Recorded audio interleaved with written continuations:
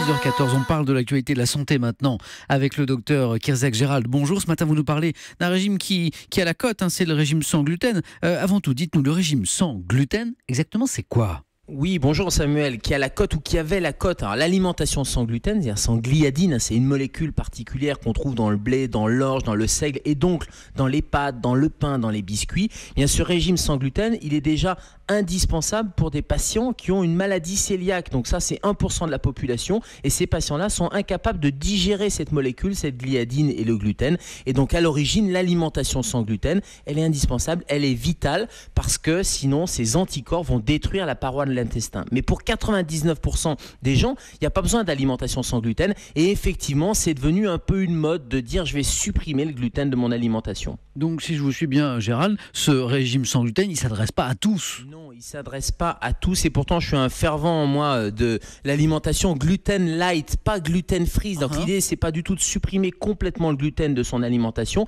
C'est vrai que c'est un marché qui explose, on voit pas mal de produits marqués sans gluten, etc.